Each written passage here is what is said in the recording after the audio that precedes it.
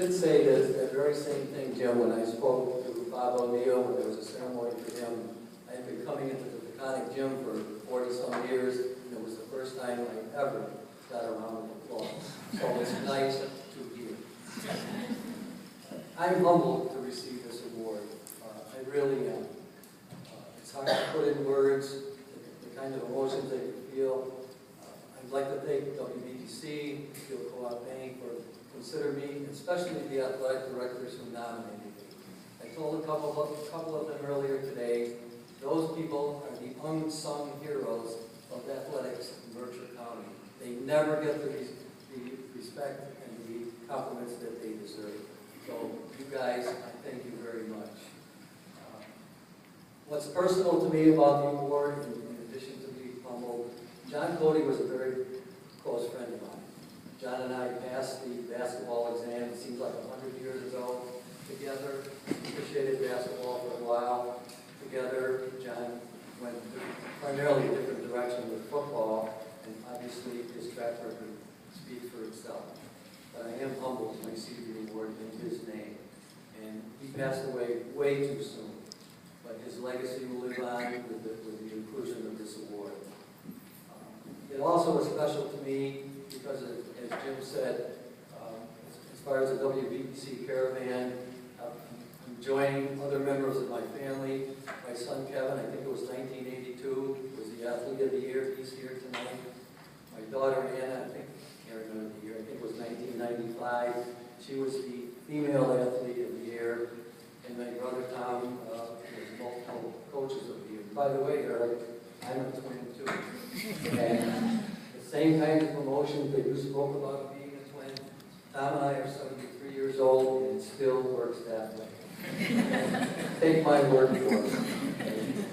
You know, it's been a long night, and the last thing you want to hear is any kind of a speech from an official. Just by way of history, I got involved when I was a student at Holy Cross, umpiring anything that they threw my way because I needed the money.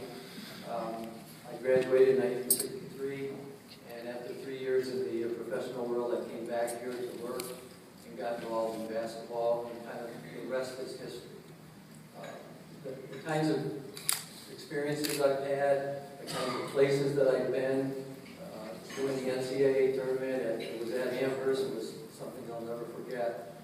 But beyond those kinds of games, what really is important to me has been the relationships made, the friends made, the wonderful people that I've met from the coaching fraternity. And those friendships go way beyond sports. They go way beyond officiating. And to me, that's really what it's all about. I loved what I was doing. I just had a simple philosophy. I'm sure there's better officials out there than I was, or I hope I was anyway. But the simple philosophy was respect the game that you're doing, respect the coaches, respect the players, and somehow that respect will come back to you. And to me, that's a philosophy that I preach to the officials that I try to mentor, and hopefully they'll pick up on that someday. Just give me one more second for like everybody else did, the personal comments they'd like to make. I think those of us official friends of mine, we have to admit, sometimes we are selfish. Sometimes we take time away from our family because we want the big game, or we don't attend one of our kids' games because we want to do the game. And we all did it. I did it. And I regret some of the things I did back then. It's what we do. But I've been so blessed to have a wonderful family, 4 wonderful children. They all have multiple, excuse me, they all have spouses who are right there. I'm not nervous, but I'll never get over that. They have wonderful spouses. They've always been supportive of what I did.